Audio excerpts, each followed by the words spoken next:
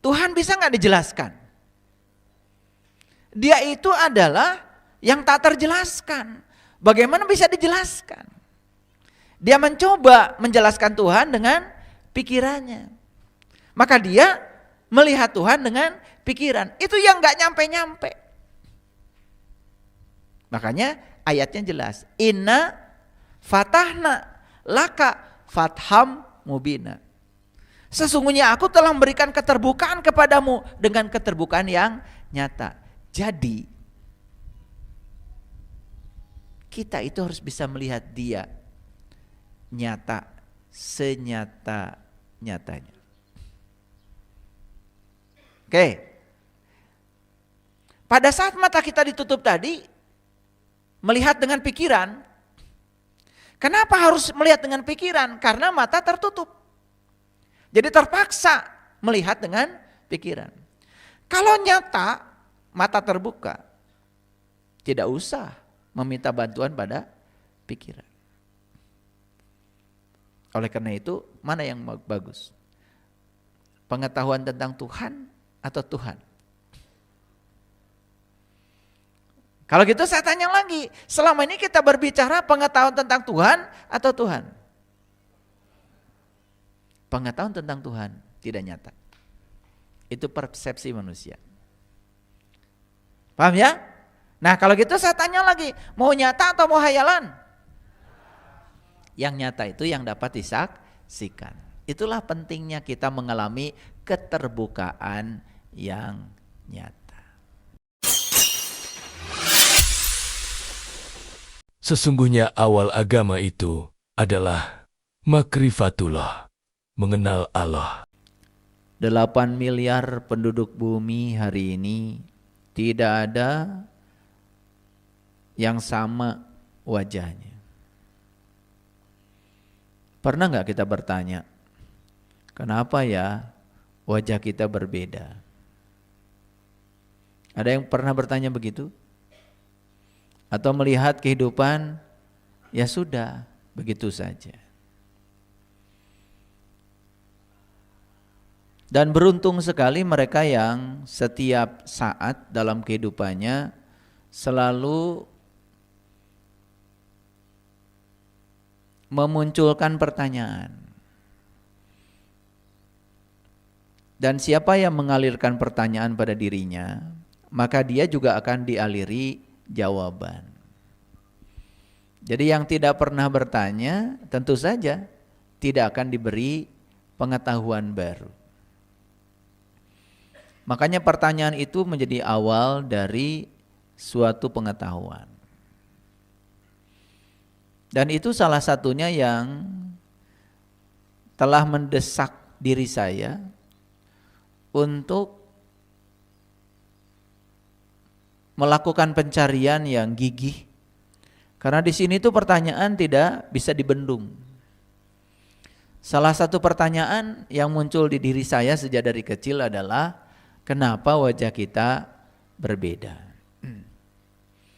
Jadi saya 11 bersaudara saja tidak ada yang sama. Bayangkan kalau wajah kita semuanya juga sama, betapa sulitnya kita hidup.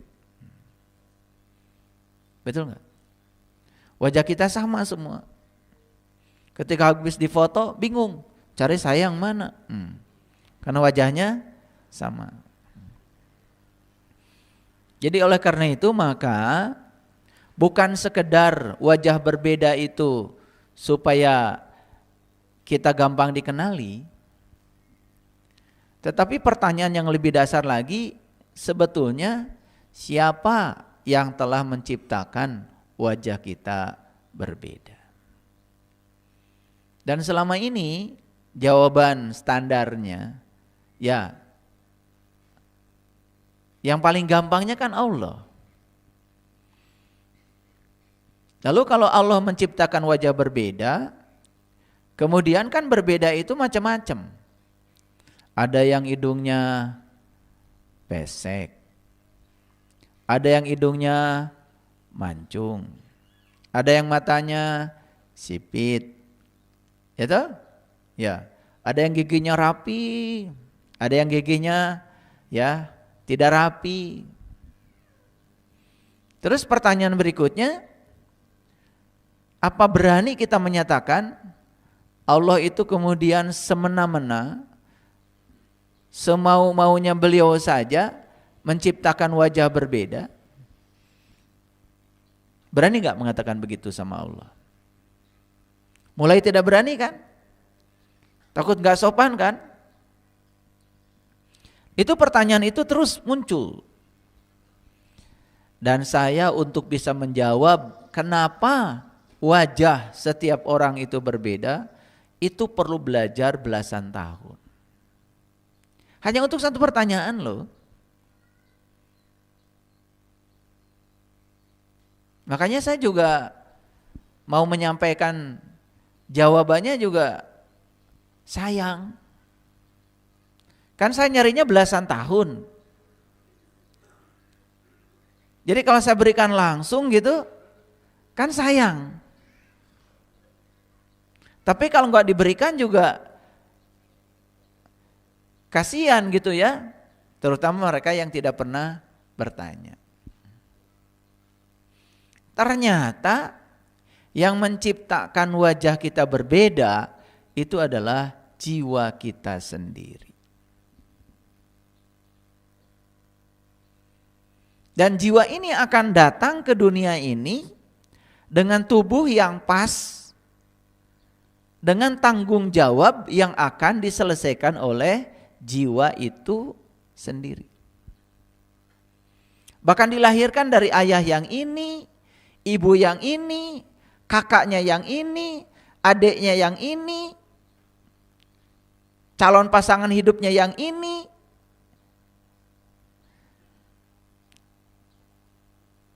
Itu sudah pasti. Dan itu yang kemudian dalam bahasa agama sering disebut dengan takdir. Nah, dalam bahasa sains, takdir itu apa?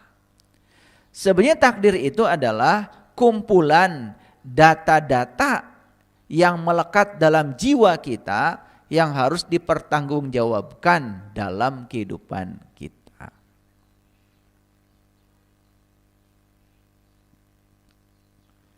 Jadi kita itu datang ke sini itu sudah membawa data. Dan hebatnya, data yang kita bawa itu bersesuaian dengan tempat di mana kita lahir. Ada nggak yang memilih ingin lahir di Cianjur? Saya sendiri tidak pernah memilih ingin lahir di Garut. Ada nggak yang hari ini menyesali kenapa ibu saya yang itu? Ada nggak yang menyesali kenapa ayah saya yang itu? Kenapa ayah saya bukan konglomerat yang itu? Kok ayah saya yang ini? Pernah nggak ada pertanyaan itu? Kalau ada pertanyaan itu bagus itu, kembangkan terus, nanti akan ketemu jawabannya. Dan ternyata temuan saya, jiwa ini datang ke dunia ini akan bersesuaian dengan tanggung jawab yang akan ditanggung oleh dia. Dan jiwa ini sudah disediakan berbagai macam kebutuhan bagi perkembangan jiwa itu sendiri. Percaya nggak kalau jiwa itu dulunya suci? Percaya nggak kalau jiwa dulunya gagah? Percaya nggak kalau jiwa dulunya indah? Percaya nggak kalau jiwa dulunya luas? Percaya nggak kalau jiwa dulunya lembut? Yang itu kemudian termanifestasi ya dalam kata-kata yang sering disebut dengan nama-nama yang baik, yang sering disebut dengan Asmaul Husna. Percaya nggak kalau jiwa itu awalnya penyayang? Percaya? Percaya nggak kalau jiwa itu asalnya pengasih? Percaya? Oke. Nah sekarang Kenapa jiwa itu kemudian kehilangan sifat-sifat aslinya? Dan untuk mengembalikan sifat asli jiwa, maka jiwa itu akan ditumbuhkan di lingkungan, di mana lingkungan itu kalau diterima seutuhnya oleh jiwa akan membuat jiwa kembali kepada identitas aslinya. Jadi kalau jiwa ini sekarang ya menjadi jiwa yang keras, maka jiwa ini akan ditumbuhkan dalam lingkungan yang akan membuat kekerasan jiwa itu sembuh sehingga jiwa menjadi lembut. Kira-kira jiwa yang keras ini akan berhadapan dengan jiwa yang lembut atau lebih keras?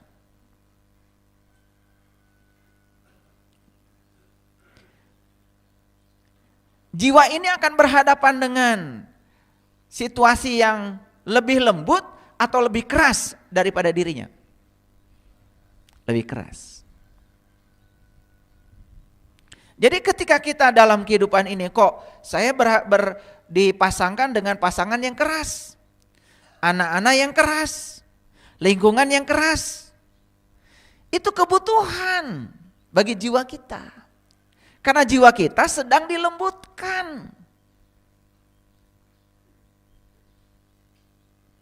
Kenapa ya saya kok di lingkungan saya banyak sekali orang-orang yang membenci saya? Karena itu kebutuhan bagi jiwa. Si jiwa ini ya sedang ditumbuhkan cinta kasihnya. Karena hanya bisa tumbuh cinta kasihnya lewat orang-orang yang membenci dia. Karena kalau dia itu menyayangi orang-orang yang sayang pada dia, nggak tumbuh.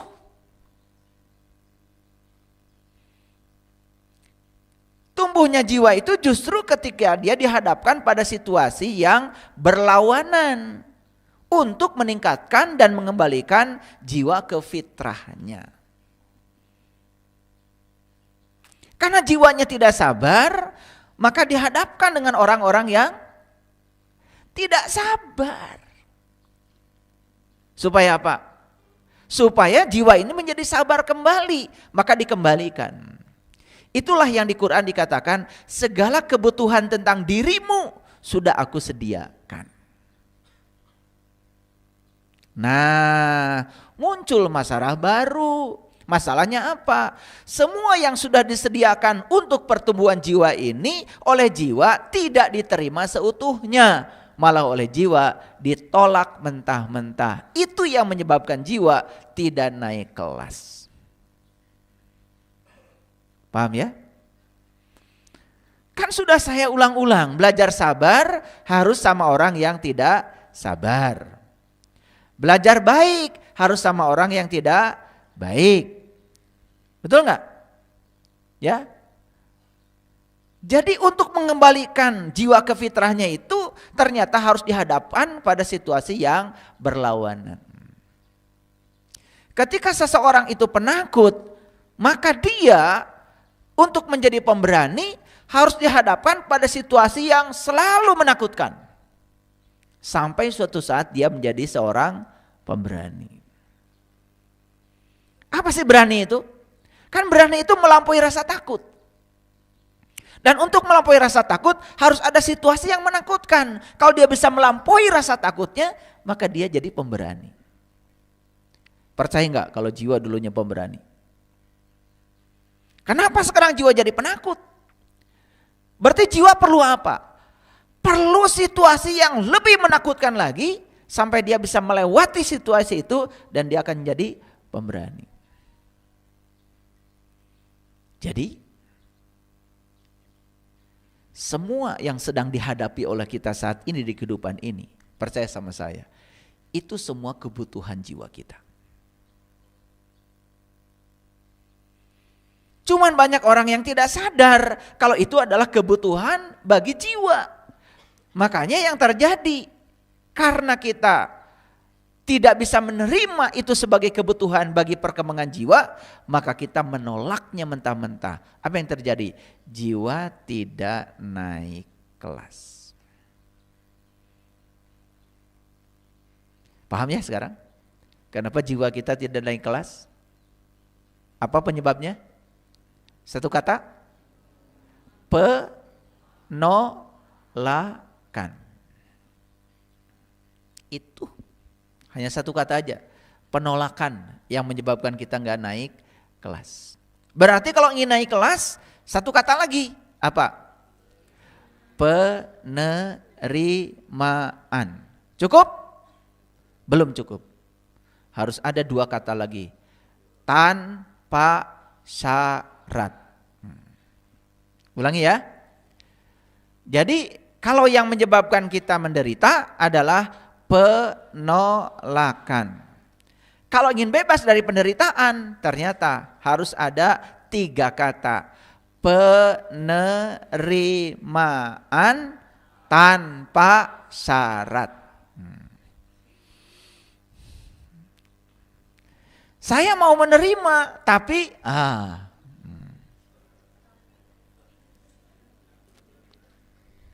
saya mau meneruskan rumah tangga dengan kamu, tapi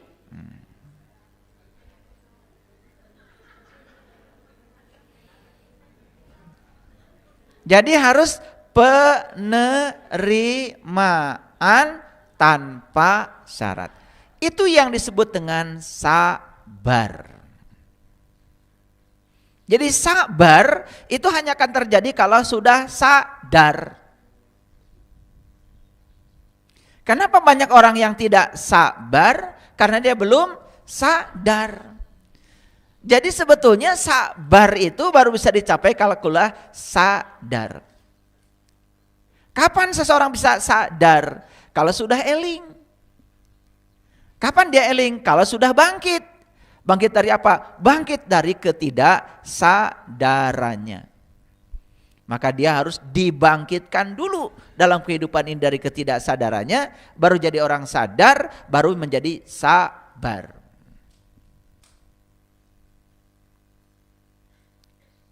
Paham sampai di sini? Oke. Tahu nggak cara memuliakan jiwa? Sudah tahu.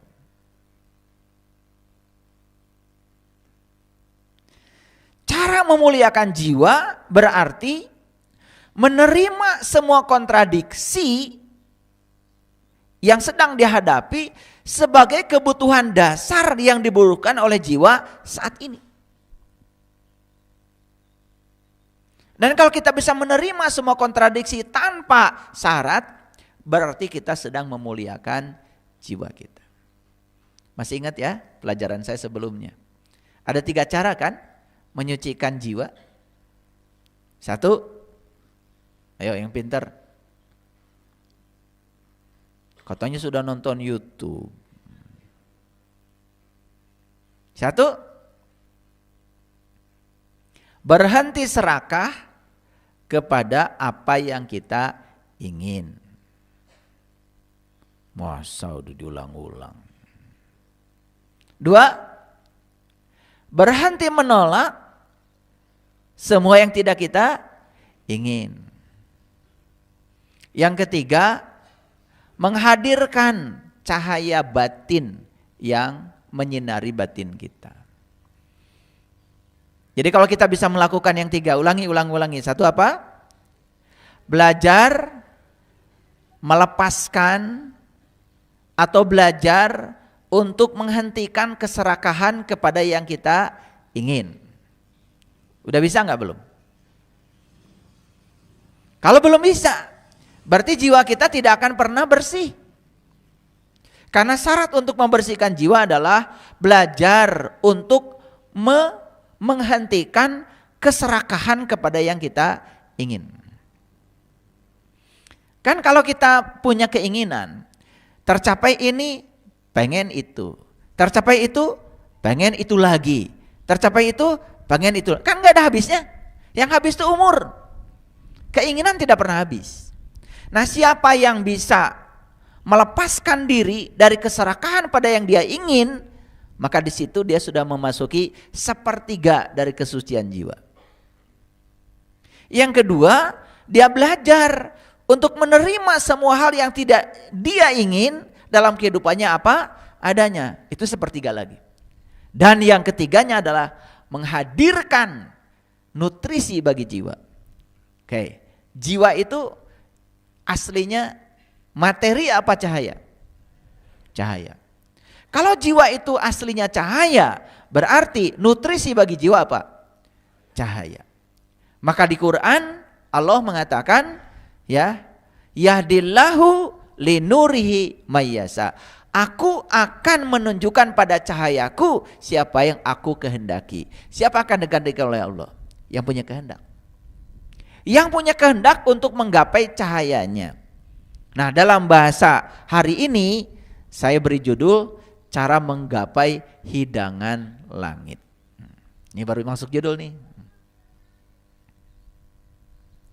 Makanya ada ajaran leluhur kita yang sangat bagus. Ya, saya tidak akan menyebut ini dari tradisi mana, tapi saya sangat kagum dengan ajaran ini. Yang pertama, ya, ajaran ini mengatakan, sentuhlah matamu dengan lembut selembut bulu ayam. Ngerti apa tidak? Ulangi. Sentuhlah matamu dengan lembut selembut bulu ayam. Kalau ngerti nggak akan saya jelaskan. Ya gitu, bagus. Kalau nggak ngerti bilang belum. Ya, oke. Ini adalah ajaran kebahagiaan leluhur kita sebetulnya. Sentuhlah matamu dengan lembut selembut bulu ayam. Maksudnya, jadikan sudut pandangmu menjadi lembut. Dan kapan sudut pandang kita lembut? Saat kita memiliki pengetahuan yang luas. Karena orang yang luas, pengetahuannya pasti luas. Perlu contoh? Perlu contoh. Jadi orang yang sudah luas pengetahuannya, misalnya yang tadi, dia sadar bahwa jiwa datang ke dunia ini dalam rangka belajar.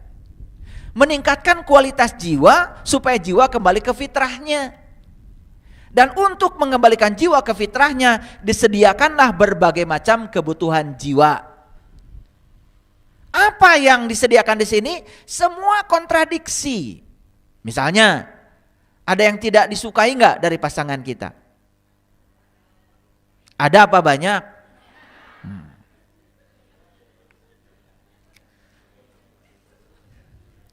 Nah, yang tidak disukai di pasangan kita itu sebetulnya itu adalah kebutuhan bagi jiwa. Memang jiwa kita di kehidupan yang sekarang butuh itu. Butuh ketidaksabaran, butuh kekerasan. Karena apa? Karena jiwa ini sedang dinaikkan untuk menjadi sabar dan lembut. Kalau kita punya sudut pandang seperti itu terhadap kehidupan, lembut enggak kehidupan kita? Karena semua neraka yang dibangun oleh kita berasal dari kesalahan memandang sesuatu. Jadi yang disebut dengan neraka itu sebetulnya aslinya adalah gagal melihat sesuatu dengan sudut pandang yang positif. Orang yang selalu negatif pikirannya, jangankan yang negatif, yang positif pun bagi dia akan menjadi negatif. Clear sampai sini? Oke, jadi apa pesan pertama? Sentuhlah matamu dengan lembut, selembut bulu ayam.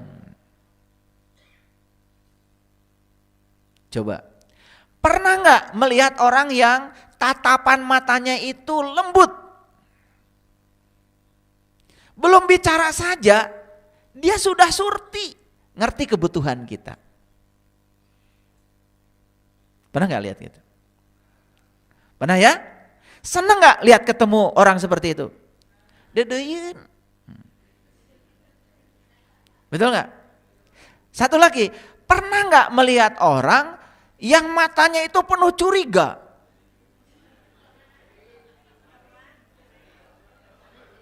Pernah nggak? Nah, yang penuh curiga ini karena dia itu sudut pandangnya terhadap orang jelek. Dan menganggap semua orang itu berbahaya bagi dirinya. Padahal yang paling berbahaya bagi dirinya adalah dirinya sendiri. Sehingga sudut pandangnya itu tidak lembut. Jadi sebetulnya pepatah yang pertama ini kalau diimplementasikan dalam hidup luar biasa. Karena orang yang bisa memandang segala sesuatu dengan lembut, maka disitulah sumber berkah akan mengalir. Coba orang yang penuh curiga, diajak bisnis langsung, bawa-bawa rek nipu ke saya. Bisa nggak dia punya perusahaan? Nggak akan punya. Diajak dagang, hoream, sieun rugi. Bakal jadi pedagang yang sukses enggak? Enggak. Diajak ngaji, bisnis sesat. Coba. Nah, orang yang sudut pandangnya seperti itu, ajakan apapun pada dia tidak akan membuat dia jadi berubah. Jadi sentuhlah matamu dengan lembut selembut bulu ayam, artinya perbaiki sudut pandangmu selembut-lembutnya sampai kau tidak lagi melihat di luar dirimu ada yang berbahaya. Karena yang berbahaya itu justru penolakan kita sendiri. Ya. Hari ini saya dapat pelajaran banyak. Pagi-pagi saya sudah dijemput oleh sahabat kita ke suatu tempat di sana yang bisa mengubah sampah jadi emas. Bagaimana rongsokan diubah menjadi emas? Tentu saja bukan rongsokan dicetak jadi emas. Rongsokannya diolah jadi uang. Uangnya bisa beli emas. Itu. Ya toh? Tepuk tangan dulu dong. Yang terpikir oleh saya, orang bisa punya perusahaan seperti ini itu karena sudut pandangnya sudah bagus. Dia matanya sudah lembut. Bayangkan ya, orang yang lembut itu sampah saja dirubah menjadi logam mulia. Makanya emas itu kan disebut logam mulia. Betul enggak? Kenapa pakai mulia? Karena mahal. Karena nilainya yang tinggi. Sesuatu yang nilainya rendah diubah menjadi sesuatu yang bernilai tinggi. Itu dilihat oleh orang yang sudut pandangnya positif. Kalau kira-kira kalau saya tes sekarang, mata kita sudah lembut belum? Sebenarnya saya malas nanya ini. Malas ya, karena saya sudah tahu sebetulnya. Cuman saya ingin tahu kejujurannya aja. Nah, lihat saya. Sesuatu yang lembut itu cirinya sederhana. Tidak bisa dilukai. Tuh, coba pisau belati setajam apapun, kalau ditancapkan pada air, begitu diambil lagi tidak berbekas. Jadi sesuatu yang lembut itu apapun yang dilihat tidak mengubah dirinya. Hampir tidak ada bekasnya. Bahkan disakiti orang berulang kali pun gak ada bekasnya. Tetap aja dia sebagai penyayang. Dijatuhkan berulang kali oleh orang lain, tetap dia di posisi itu. Nah, berdasarkan kata-kata saya ini, kita kan bisa tahu selembut apa saya. Melihat sesuatu yang tidak disukai langsung marah. Melihat sesuatu yang tidak disukai langsung bereaksi. Berubah langsung diri kita, kepribadian kita, tepat saat melihat situasi di luar diri kita yang berbeda dengan keinginan kita. Itu artinya kita belum memiliki mata yang lembut. Nah, orang yang matanya belum lembut jelas. Akibat yang paling besarnya, dia belum bisa senyum dengan matanya. Dan senyum dengan mata itu yang paling sulit, hadirin. Senyum dengan mulut itu masih gampang. Bisa diatur sesimetri mungkin. 2 senti ke kiri, 2 senti ke kanan. Itu senyum dengan mulut. Mulut itu masih bisa berpura-pura. Berpura-pura bahagia, berpura-pura menyenangkan, itu mulut. Tapi mata tidak bisa berbohong.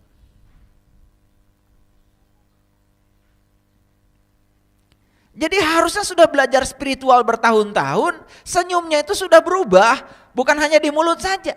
Senyumnya itu sudah double, mulut plus mata. Coba lihat, orang yang ikhlas itu, senyum di mulutnya dengan senyum di matanya itu menguatkan. Pernah nggak lihat orang berpura-pura senyum? Jelek kan? Jelek. Bukan sekedar tidak simetri, energinya tuh nggak enak. Karena semua kepura-puraan tuh nggak enak. Nah, lihat saya. Bermula dari kelembutan mata. Nah, kelembutan mata nanti akan masuk ke kelembutan hati. Yang sudah lembut segalanya, sulit untuk terluka. Ya, yang masih konflik, parasea kene, resep kasih ye, tersep kasih itu, masih ada masalah. Artinya belum kemana-mana tuh belajar spiritual. Paham ya? 2, ini ajaran leluhur yang kedua. Lampaui langit, lihatlah langit melampaui awan. Lihatlah langit melampaui awan. Perlu saya jelaskan apa tidak? Sekali-kali nggak perlu gitu. Ngerjain orang tuh seneng. Lihatlah langit melampaui awan.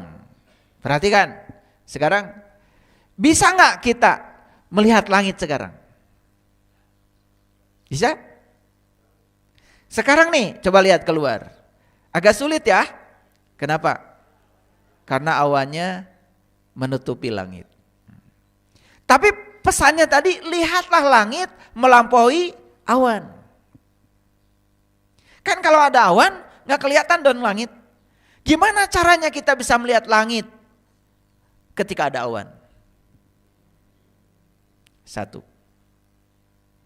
sadar bahwa yang sedang saya lihat ini bukan langit, awan.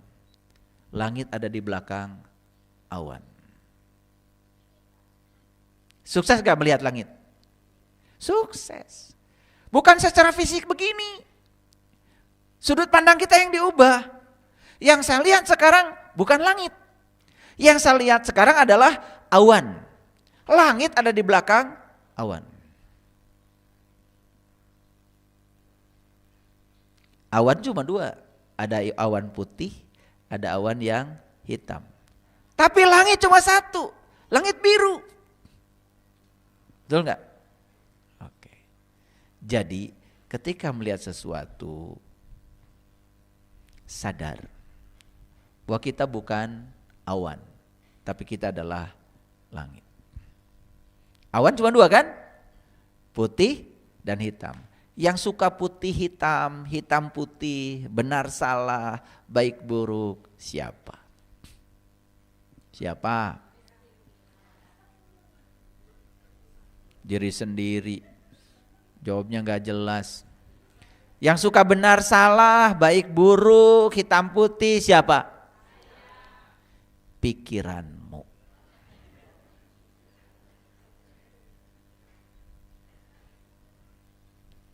Kabut, sengajakah engkau mewakili pikiranku? Jadi kabut itu adalah gambaran tentang pikiran. Makanya kabut cuma 2, kalau enggak putih, hitam. Itu kabut.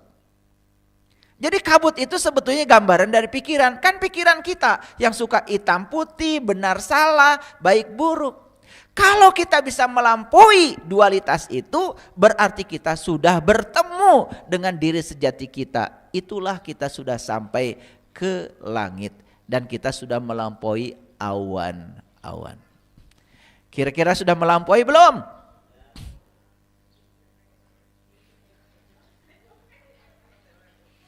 Ya, dari dulu kalau ditanya OTW. Masih mending OTW-nya on the way. Iya mah. Oh, tungguan we.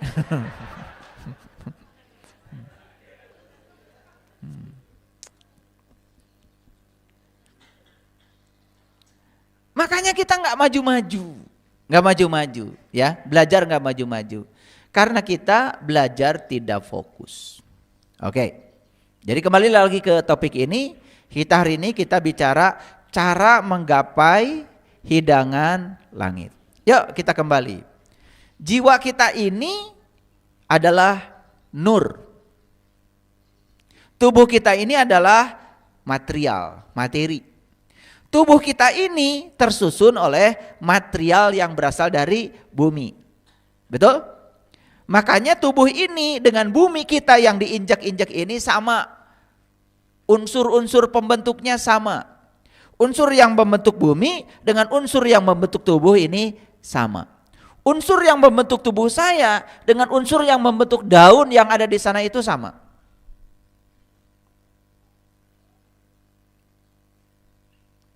Karena ini materi, maka kebutuhannya juga cuma materi. Nah, sekarang jiwa kita itu adalah nur. Jiwa kita adalah cahaya. Otomatis jiwa kita makanannya bukan materi. Jadi jiwa kita makanannya apa? Cahaya. Makanya ya, jiwa ini harus bisa cara menggapai cahaya. Makanya cahaya yang digapai jiwa sering disebut dengan hidangan dari langit. Makanya ada satu doa di Quran, bagus sekali doanya. Ini doanya. Ya, kelihatan dari belakang? Ini doa, ya.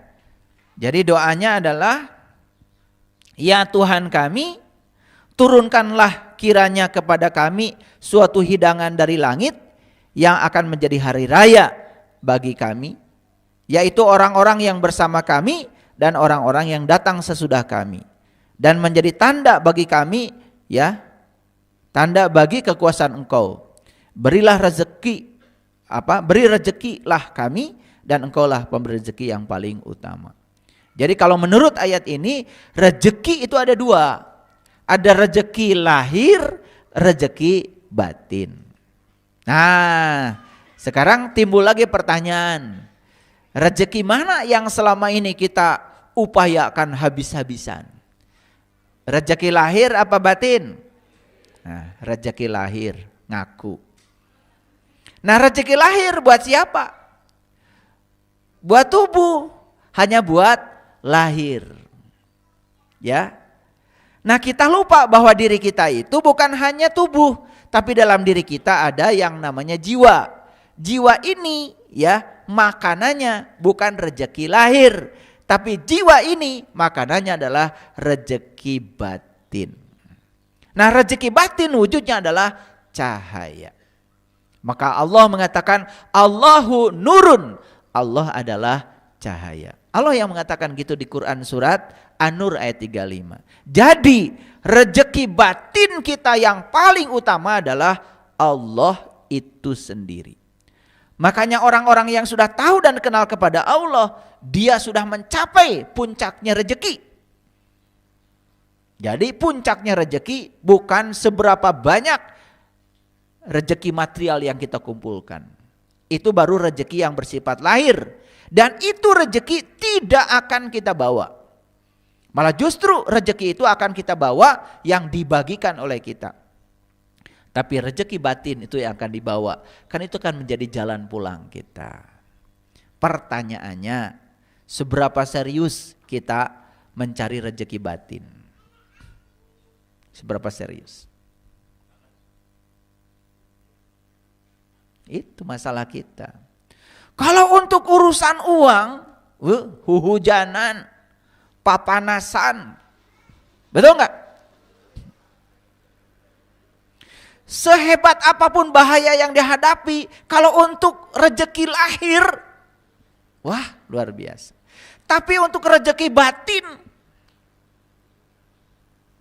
ya, saya sangat kagum ya. Ada orang dari Kanada datang ke Bandung, saya tanya, apa tujuan Anda dari Kanada ke Bandung? Hanya satu, saya ingin tahu jati diri saya, hanya itu saja. Ada agenda lain gak Anda di Bandung? Misalkan mau jalan-jalan, mau shopping? Gak, kami lebih bagus tidur di hotel saja. Jadi gak kemana-mana itu sampai sekarang. Bayangkan ya, saya mau bertanya, kalau Bapak Ibu tinggal di Kanada nih, tahu Kanada? Oh iya, saya salah ternyata saya ngomong ya. Iya. Kanada itu di belahan benua lain, ya, di Amerika.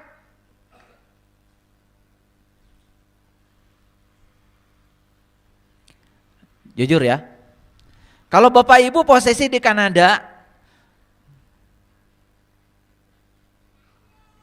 kira-kira kalau disuruh ngaji ke Bandung, bakal nyampe nggak?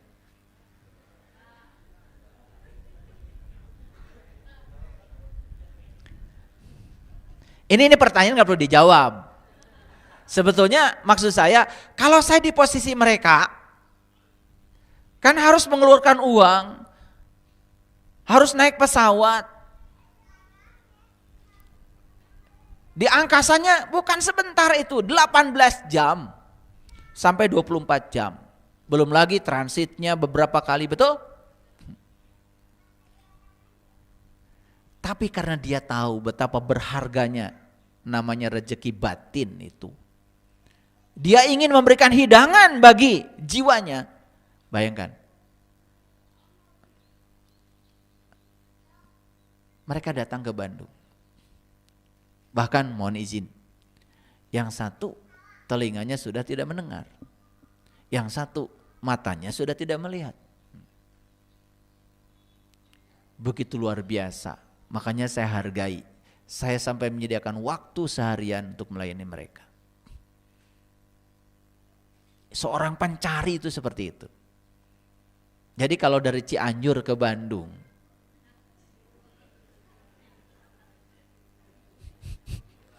apalagi dari Kopo ke Bandung,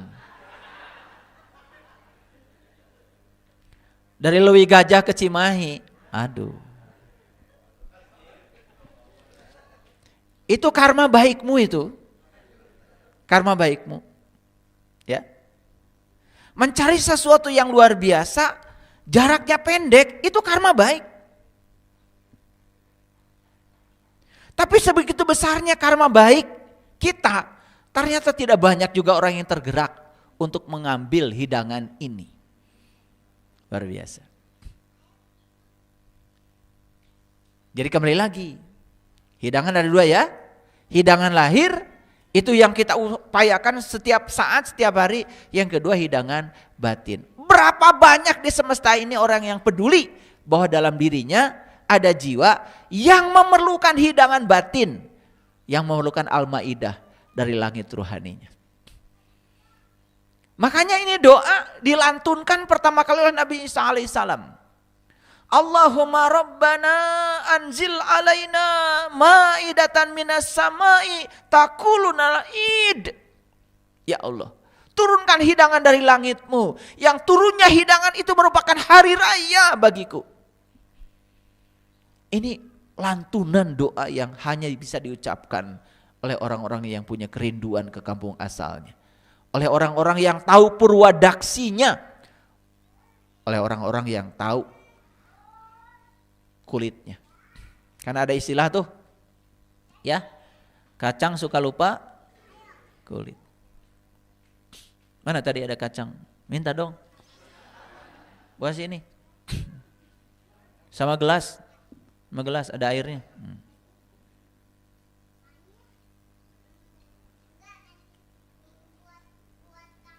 Udah sedikit aja, kenapa dipilih-pilih? Saya bukan mau makan kacang. Ini kacang. Coba minta gelas aqua tuh. Lobangi atasnya.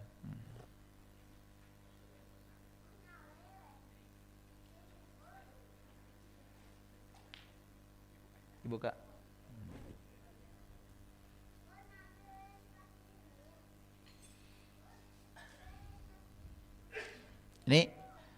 Ini kacang masih ada kulitnya nih.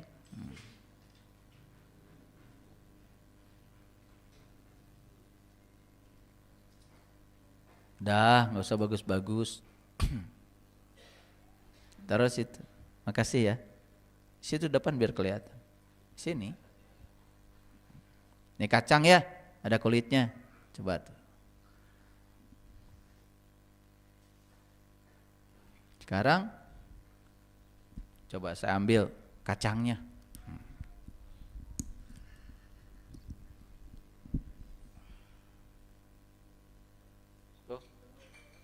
Tadi waktu dia ada kulitnya tidak pernah ke bawah, tidak tenggelam. Betul nggak? Waktu ada kulitnya dia di atas saja. Masih ingat ya tadi ya? Tapi begitu saya buka, kacangnya udah nggak ada kulitnya. Begitu dimasukkan sini, tenggelam dulu. Set, untung lagi naik lagi. Seperti itu kehidupan. Jadi kalau yang namanya kacang lupa kulit itu adalah manusia yang lupa asalnya. Makanya manusia yang lupa asalnya berarti melupakan asalnya. Apa yang terjadi? Begitu nyampe di sini tenggelam dulu. Walaupun tadi tidak lama ya. Mana satu lagi? Oh ya. Tadi waktu saya masukkan ke sini tenggelam dulu tuh. Baru naik lagi. Seperti itu kita di dunia ini. Banyak yang tenggelam dalam kehidupan ini karena apa? Melupakan asalnya.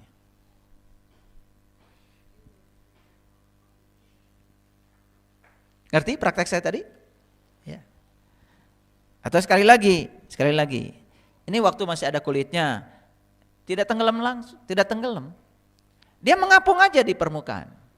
Tapi begitu dibuka kulitnya, tenggelam dulu walaupun akhirnya ke permukaan. Seperti itu kita itu. Jadi ketika orang itu melupakan jati dirinya, melupakan kampung asalnya, tidak tahu dari mana dia berasal, begitu masuk ke dunia ini tenggelam, tenggelam. Untung aja ketemu dengan orang-orang yang menyadarkan, lalu dia bisa ke permukaan lagi seperti yang tadi. Jujur ya, jujur. Kira-kira sekarang kita sudah di permukaan atau masih tenggelam? Saya khawatir kalian masih tenggelam, belum muncul lagi ke permukaan. Nah kalau sudah muncul ke permukaan lagi, berarti dia sudah ingat lagi pada kulitnya, ingat lagi asalnya. Yakin ya, semua orang-orang yang sudah kenal jati dirinya, saya pastikan hidupnya di permukaan, tidak akan di bawah. Makanya kata Imam Al-Ghazali, makrifat itu mengubah mutiara, mengubah debu menjadi mutiara, mengubah hamba sahaya ke tingkat raja-raja. Begitu seseorang sudah mencapai yang namanya ma'rifatullah, maka dia itu sudah bukan debu lagi, dia jadi mutiara. Dia sudah bukan lagi hamba sahaya, dia naik ke tingkat raja-raja. Itu derajatnya orang ma'rifat. Kenapa? Karena nutrisinya itu sudah terpenuhi dua-duanya. Lahir batinnya sudah terpenuhi.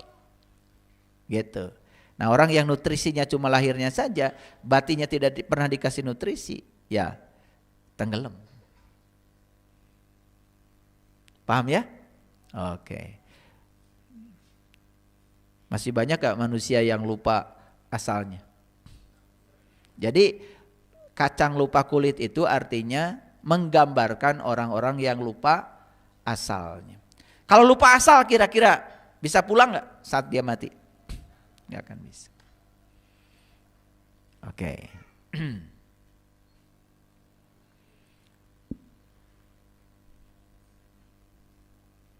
Jadi tugas kita sekarang ini harus apa? Harus mengembalikan jiwa kita ke fitrahnya. Itu yang namanya id. Nah fitri, apa fitri? Fitri dikata iftar. Iftar itu artinya berbuka. Nah untuk kembali ke fitrahnya, maka kita harus berbuka. Apa yang harus dibuka? Yang dibuka itu adalah tirai yang menutupi pandangan kita, kabut. Sehingga matahari rohani dalam diri kita tidak kelihatan. Nah makanya kita harus kembali ya ke jati diri. Gimana caranya? Harus berbuka. Biasanya kalau orang berbuka kalau apa? Kalau saum. Betul nggak? Makanya saum itu harus berbuka. Ketika berbuka namanya takjil. Jadi takjil itu artinya segera. Takjil itu artinya segera. Jadi takjil itu artinya segeralah kamu berbuka. Jangan dinanti-nanti. Karena apa? Kalau tidak segera berbuka, maka kamu tidak tahu jati diri. Kalau kamu tidak tahu jati diri, kamu tidak tahu kampung asal, berarti kamu dalam kehidupan sekarang masih tenggelam. Nah, kalau masih tenggelam dalam kehidupan, itu berbahaya sekali. Itulah yang disebut dengan penderitaan. Makanya ayatnya jelas ya, di Quran surat Al-Fat ya, surat Al-Fat ya. Al-Fat itu artinya keterbukaan. Ayat yang pertama ya inna fatahna laka fatham mubina. Sesungguhnya aku telah memberikan keterbukaan kepadamu, keterbukaan yang nyata. Jadi keterbukaan itu harus nyata. Ya, mubin itu nyata. Jadi keterbukaan itu harus nyata. Coba, bisa nggak membedakan keterbukaan yang nyata dengan yang tidak nyata? Bisa? Kalau bisa, nggak akan saya kasih contoh. Bisa nggak membedakan keterbukaan yang nyata dengan yang tidak nyata? Bisa apa tidak? Kalau nggak bisa, saya kasih contoh. Nih, coba tutup matanya semua.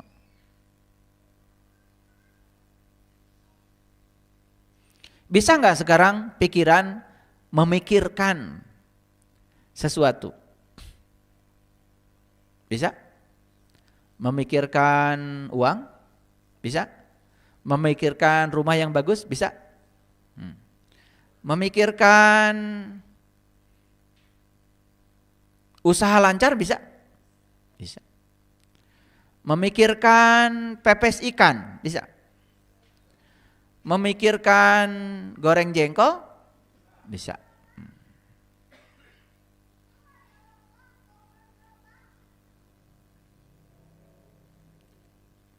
Sudah, buka matanya. Itu yang tadi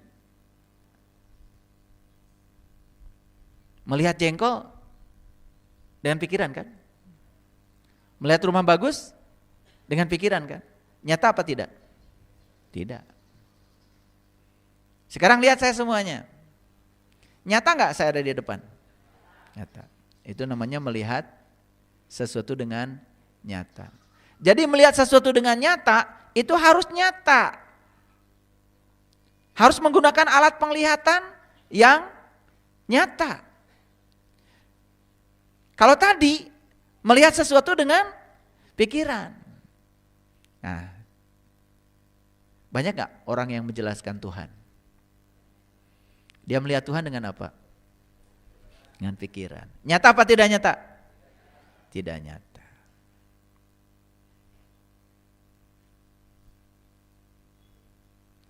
Tuhan bisa gak dijelaskan? Dia itu adalah yang tak terjelaskan. Bagaimana bisa dijelaskan? Dia mencoba menjelaskan Tuhan dengan pikirannya. Maka dia melihat Tuhan dengan pikiran. Itu yang gak nyampe-nyampe. Makanya ayatnya jelas. Inna fatahna laka fatham mubina. Sesungguhnya aku telah memberikan keterbukaan kepadamu dengan keterbukaan yang nyata. Jadi kita itu harus bisa melihat dia nyata, senyata-nyatanya. Oke. Pada saat mata kita ditutup tadi, melihat dengan pikiran, Kenapa harus melihat dengan pikiran? Karena mata tertutup. Jadi terpaksa melihat dengan pikiran. Kalau nyata, mata terbuka, tidak usah meminta bantuan pada pikiran. Oleh karena itu, mana yang bagus? Pengetahuan tentang Tuhan atau Tuhan?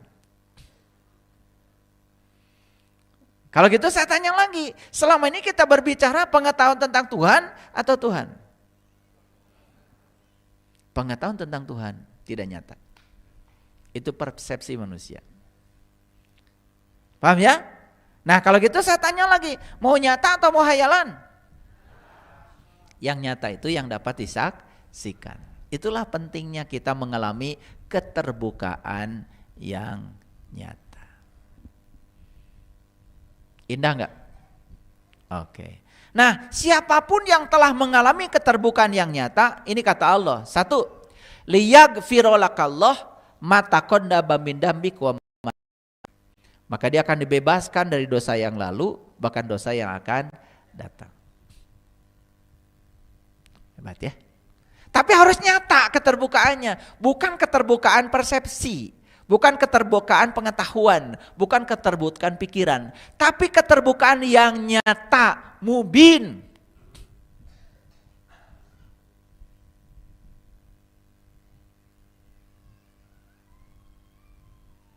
Setelah kita menyaksikan dia sebagaimana dia adanya, bisa menjelaskan dia?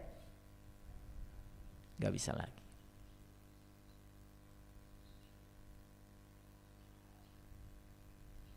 Makanya puncaknya pengetahuan adalah diam.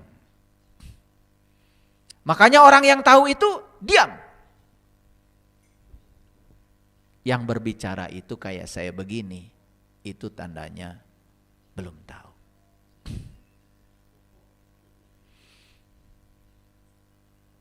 Karena orang yang tahu itu diam. Kayak kalian diam aja dari tadi. Ini kayaknya kurang konsumsi ini.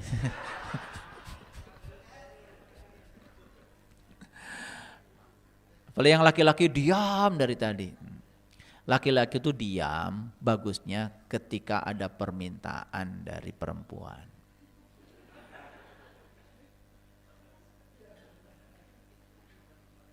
Makanya ada peribahasa, diam itu emas. Artinya kalau perempuan minta emas, diam saja.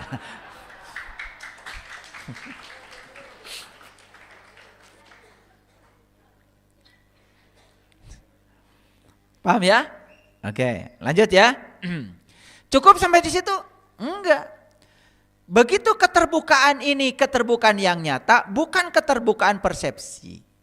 Bukan keterbukaan interpretasi, bukan keterbukaan proyeksi.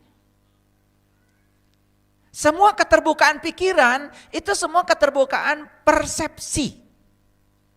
Jadi kalau ada orang yang menjelaskan Allah dengan pikirannya, yang dijelaskan jelas bukan Allah. Yang dijelaskan adalah persepsi dia tentang Allah. Semakin dijelaskan semakin jauh dari kenyataan. Makanya orang-orang yang bijaksana tidak mau lagi mencari penjelasan tentang dia. Tapi dia ingin langsung menyaksikan dia sebagaimana dia adanya. Nah, keuntungan berikutnya ya, wa yutimma nikmatahu alaika, akan disempurnakan nikmatnya.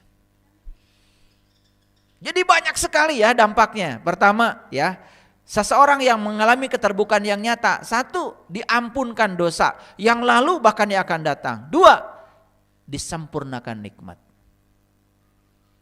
Siapa sih orang yang tidak mau disempurnakan nikmatnya? Semua pasti ingin, bukan? Ya. Makanya keterbukaannya jangan keterbukaan persepsi, jangan keterbukaan pikiran, harus keterbukaan yang nyata, senyata-nyatanya. Nah, selanjutnya ya, wayah dia syiratal mustaqim. Dia akan ditunjukkan ke jalan syiratal mustaqim. Syiratal mustaqim itu jelas, rambut dibelah 7. Semakin asik dia di jalan itu. Asik gak? Asik kalau yang tahu. Jadi banyak keunggulannya. Satu, diampunkan dosa, disempurnakan nikmat, ditunjukkan jalan Shiratal Mustaqim. Shiratal Mustaqim itu adalah jalannya orang-orang yang dapat nikmat. Jalannya para nabi, para siddiqin, para syuhada, para solihin. Gak luar biasa itu. Yang keempat, ya, wayan surukallahu nasron aziza, dia akan diberi pertolongan yang besar. Hati-hati ya, pertolongan itu bukan sesuatu yang datang kepada kita sesuai dengan keinginan kita. Siapa yang sudah bisa menjawab pertolongan Allah yang sebenarnya?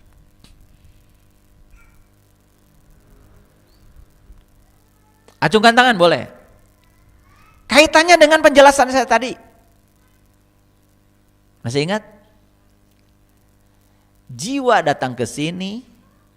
Masih ingat? Sudah disertai dengan kebutuhan jiwa untuk mengembalikan jiwa ke aslinya jiwa. Jadi pertolongan Allah yang sebenarnya adalah semua realitas kehidupan yang kita jalani saat ini. Kalau begitu suami yang marah-marah pertolongan Allah? Jawab dong.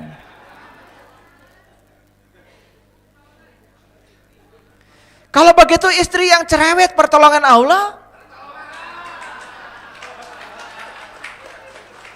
Ya Allah.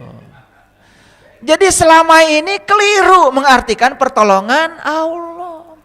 Karena pertolongan Allah itu ya yang dimaksud oleh kita adalah saat kita ingin sesuatu datang. Betul nggak? Ketika menginginkan sesuatu tidak datang, dianggap Allah tidak menolong. Padahal datang Allah menolong, tidak datang juga Allah menolong. Karena itu kebutuhanmu. Itu yang disebut dengan wayan surakallahu nasran aziza. Itu yang disebut dengan pertolongan yang amat gagah. Mau hajatan hujan, duh Allah nggak nolong. Padahal hujan Allah nolong, tidak hujan Allah nolong. Semua realitas yang terjadi itu pertolongan Allah. Cuman sayang karena kita masih kotor, melekat pada yang kita inginkan, menolak pada yang tidak diinginkan, maka yang tidak diinginkan ditolak jauh-jauh, yang diinginkan digenggam erat-erat. Itulah yang menyebabkan jiwa kita jadi kotor.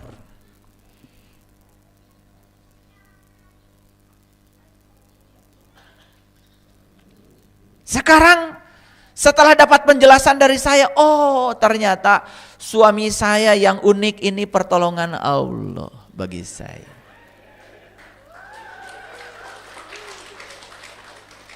Kenapa saya tidak melihat dia pertolongan Allah? Karena selama ini kita menolaknya.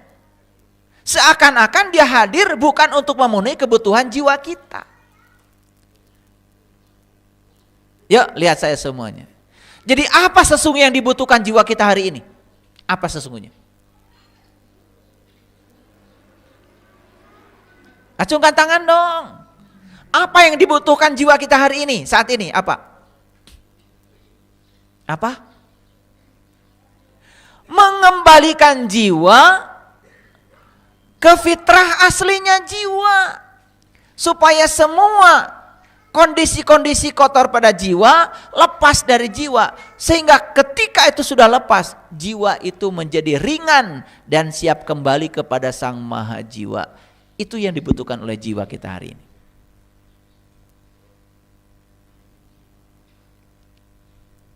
Kan sudah saya jelaskan, jiwa yang tidak sabar perlu siapa? Perlu yang tidak sabar. Dihadirkan anak yang tidak sabar, pasangan yang tidak sabar, tetangga yang tidak sabar. Apakah selama ini kita melihat itu pertolongan Allah? Itulah karena selama ini kita belajarnya tidak berkesadaran. Jujur ya, Ada yang pernah bisnis bangkrut? Apakah itu pertolongan Allah? Keren. Ada yang bisnisnya sukses? Apakah itu pertolongan Allah? Oh, ternyata semua realitas kehidupan ini, baik yang saya ingini maupun yang tidak saya ingini, itu yang disebut dengan wayan surokallahu nasron aziza. Itulah pertolongan Allah yang amat besar.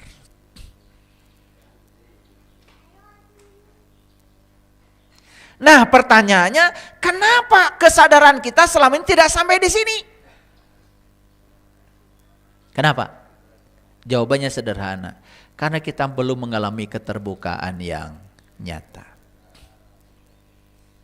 Keterbukaan kita hanya bersebatas persepsi, pikiran, baca buku, baca kitab. Lalu otak kita terus-menerus dicekoki berbagai macam pengetahuan, yang pengetahuan itu menjauhkan kita dari realitas.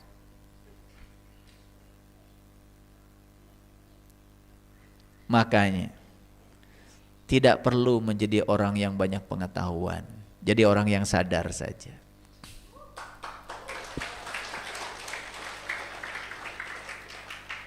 Syukur kalau sadar dan banyak pengetahuan.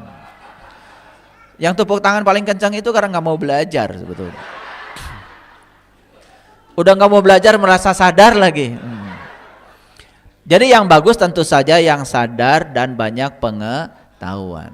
Oleh karena itu, ya, ketika kita memperbanyak pengetahuan, tapi kesadaran kita semakin tumpul, itu sangat berbahaya.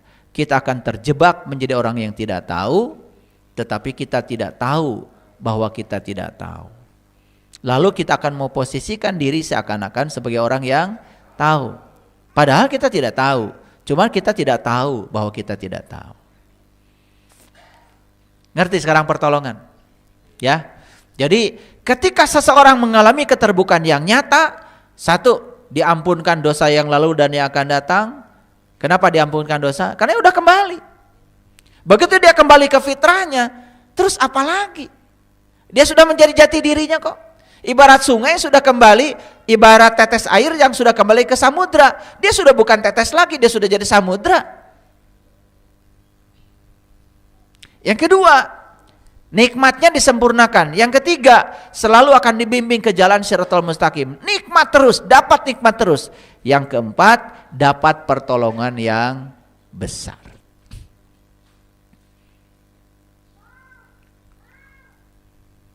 Jadi selama ini kita menganggap pertolongan Allah itu apa yang kita inginkan datang. Itu kan? Itu kira-kira salah apa keliru kalau suruh milih? Salah apa keliru? Coba pilih dari dua pilihan itu. Salah apa keliru? Nah itu. Itu yang membuat kita kemudian membuat bahasa dikabul dan tidak dikabul. Kalau dikabul artinya Allah baik sama saya. Tidak dikabul, Allah tidak baik sama saya. Emang Allah punya sifat seperti itu? Memang Allah itu kadang baik, kadang tidak baik?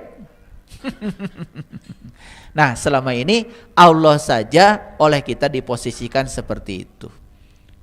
Kalau Allah baik sekali ya sama tetangga saya, rezekinya banyak. Kok Allah tidak baik sekali sama saya, rezekinya seret. Kan gitu? Karena yang disebut baik itu kalau Allah mengikuti keinginan kita. Itu yang harus dibersihkan dari pikiran kita. Nah, setelah kita bisa melihat semua adalah pertolongan Allah, sudah bisa melihat sekarang? Sudah bisa melihat sekarang? Semua pertolongan Allah? Yes. Yang diinginkan pertolongan Allah? Yang tidak diinginkan terjadi pertolongan Allah? Benar? Berikutnya. Walladzi anzala sakinah. Masuklah kita kepada gerbang yang namanya sakinah. Jadi kedamaian itu yang namanya sakinah itu, kedamaian Kita damai kalau kita sudah bisa melihat semua hal yang terjadi dalam hidup kita adalah pertolongannya. Di balik semua itu ada pesannya. Oleh karena itu maka tugas kita adalah mengambil pesannya. Yuk, sekarang kita ambil pesannya. Apa sih pesan Allah terhadap pasangan kita yang tidak sabar? Sudah tahu? Sudah tahu pesannya sekarang? Supaya kita jadi orang sabar. Good. Apa sih pesan Allah ketika kita harus kehilangan sesuatu yang disebut milik kita? Apa pesan? Ya? Pesannya adalah, kenapa kamu harus merasa kehilangan? Kan semuanya punya Allah. Kita ini sering aneh, merasa kehilangan sesuatu yang sesungguhnya bukan milik kita. Itu sedang dilatih ya, perasaan memilikinya oleh Allah supaya dilepaskan. Ini saya kasih tahu ya. Rasa memiliki kita semakin kuat pada harta, akan semakin banyak yang hilang. Dan lihat orang-orang yang rasa memiliki hartanya sudah berkurang, walaupun dia itu banyak, semakin berlimpah hartanya.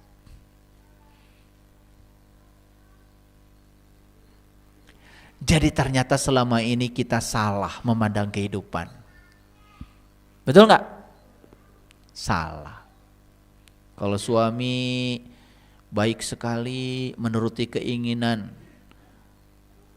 pasangannya, dianggap itu pertolongan Allah. Begitu suami tidak ngikutin keinginannya, dianggap musibah. Betul nggak? Udah. Siapa yang suka ngasih judul musibah berkah siapa? Siapa itu? Saya yang bagian mana? Itu adalah saya bagian pikiran. Saya yang masih dikendalikan oleh pikiran. Jadi ngerti sekarang sakinah? Ngerti ya? Ngerti?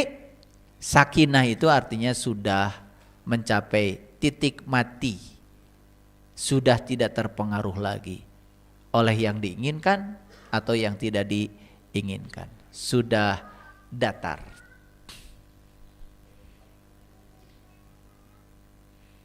Bapak Ibu sudah datar belum?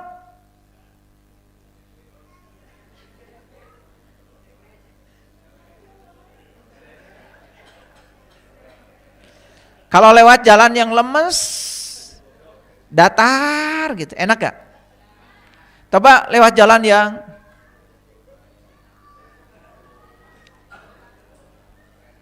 seneng mana? Jalan yang gini atau yang datar? Nah itu. Jadi ngerti sekarang untuk mencapai sakinah itu caranya. Lihatlah semua hal yang ada di semesta ini adalah pertolongan Allah. Kalau gitu sakit perut pertolongan Allah bukan? Gimana cara menangkap pesannya? Begitu perut sakit, berarti tubuh ini sedang bicara. Apa kata tubuh? Ada yang salah dengan yang kamu lakukan. Kan gitu? Jadi pesannya adalah rubah cara makanmu. Kan gitu?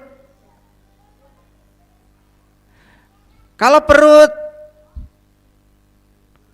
besar, pertolongan Allah bukan? Pertolongan. Apa pesannya? Pesannya? Ya. Tubuh sedang ngasih tahu, tolong dong makanya pakai rumus gitu. Ya, rumusnya 3J.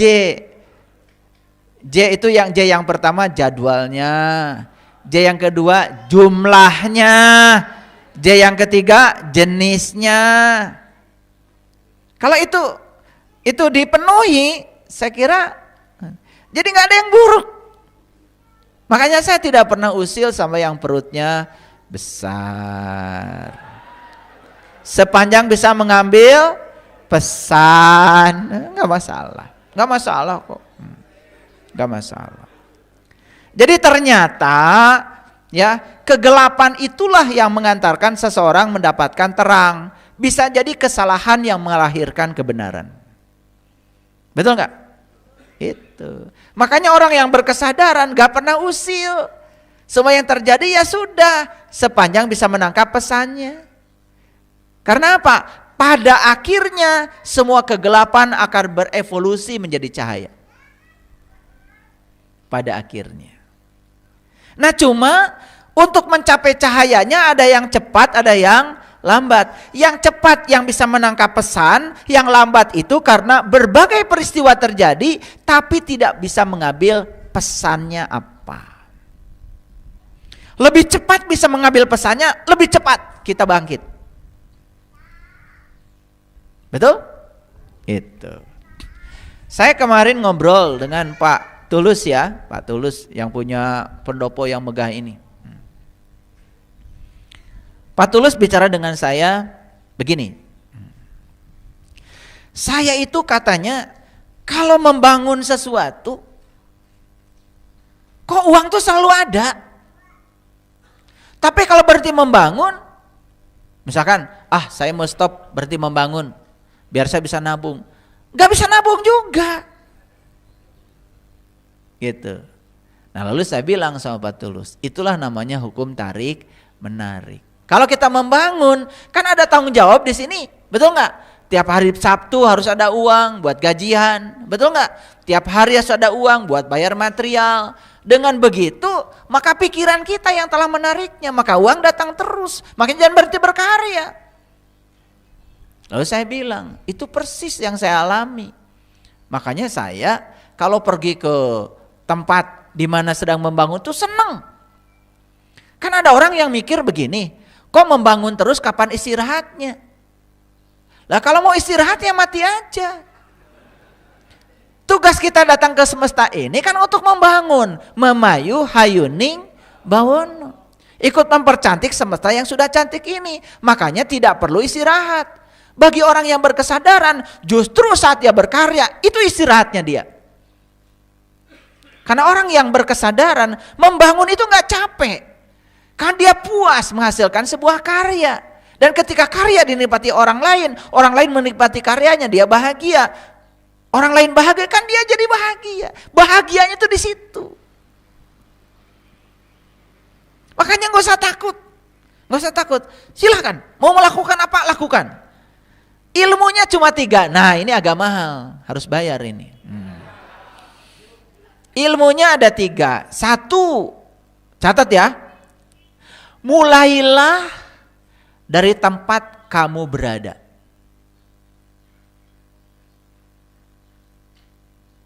Yang kedua, gunakan apa yang kamu miliki saat itu.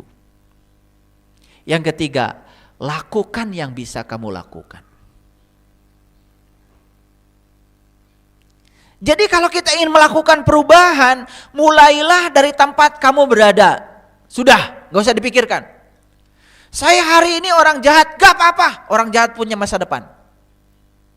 Karena orang suci hari ini pun kan pernah punya masa lalu. Jadi kenapa kita takut? Mulailah dari mana kamu berada. Yang saya maksud berada bukan sekedar tempat. Kondisi mentalmu, kondisi pikiranmu, kondisi hidupmu, mulailah dari situ. Dari situ mulai. Jangan menunggu memulai untuk sempurna. Mulai dari mana kamu berada. Yang kedua, ilmu yang kedua. Gunakan apa yang kau miliki. Masa kita tidak punya apa-apa? Ada yang berani mengatakan tidak punya apa-apa? Punya nafas nggak sekarang? Nah. Tangannya bisa digerakkan? Kaki bisa digerakkan? Mata bisa melihat? Otak mikir? Masih bisa ngunyah makanan? Masih bisa mengeluarkan kotoran makanan? Hebat itu. Berarti ada yang kita miliki? Gunakan apa yang kau miliki. Berarti kalau begitu saat ini kita bisa berbuat baik dengan yang kita miliki? Bisa. Bisa mengantarkan orang yang susah berdiri? Bisa mengantarkan orang ke toilet? Subhanallah. Dan yang ketiga, lakukan apa yang bisa kamu lakukan.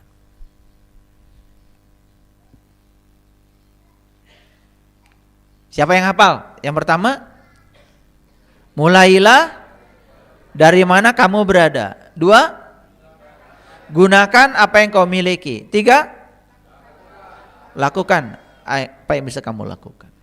Perubahan akan terjadi.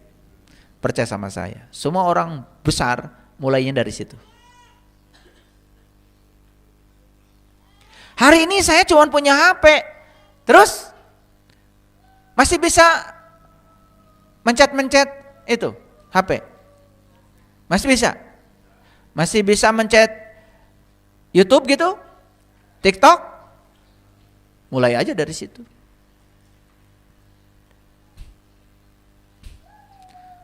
Perubahan akan terjadi. Nah, kita ini kan selama ini membayangkan perubahan itu harus sempurna dulu segalanya. Padahal rumusnya 3 aja.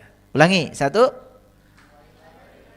mulailah dari mana kamu berada. 2, gunakan apa yang kau miliki. 3, lakukan apa yang bisa kamu lakukan. Kapan?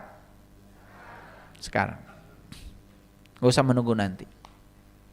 Berkah akan datang. Karena Pak, setiap kebaikan yang kita lakukan akan berbuah kebaikan. Apapun itu. Sekecil apapun itu.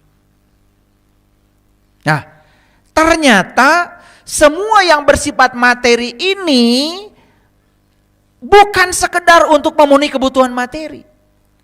Ternyata materi ini pun sebetulnya bisa memuliakan jiwa kita.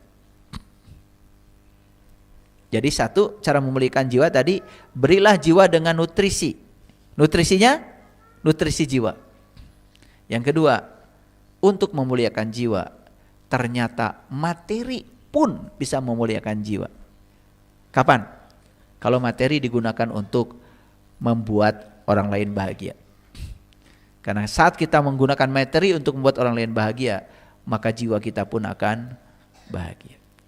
Disitulah hidangan langit tidak akan terduga datangnya luar biasa. Nih saya kasih tahu ya, hidangan langit ini sebetulnya tidak usah menunggu meditasi, tidak usah menunggu tafakur, tidak usah menunggu sholat khusyuk. Setiap saat hidangan langit itu bisa datang. Setiap saat. Makanya orang yang berkesadaran Idul Fitrinya setiap saat. Bukan setahun sekali Idul Fitri.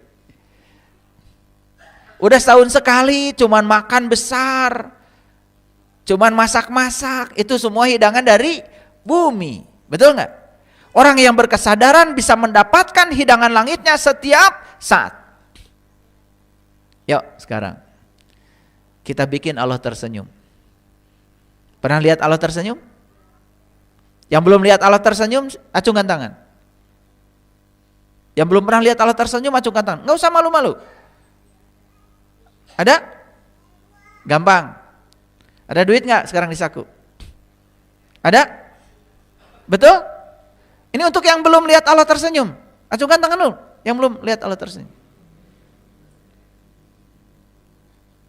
Oh, semuanya udah bisa melihat Allah tersenyum ya? Ya udah, berarti salah sasaran saya nanyanya.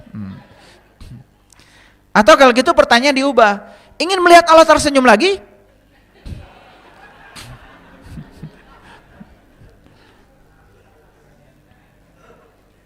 Ya? Bahagiakan orang di sekitar kita. Bahagiakan. Ketika dibahagiakan mereka tersenyum. Itulah kita sudah membuat Allah tersenyum. Jadi kuliah kita hari ini tidak panjang, sederhana aja. Yang paling penting sekarang kita tahu bahwa semua realitas kehidupan adalah pertolongan Allah. Itu kuncinya kuliah kita hari ini.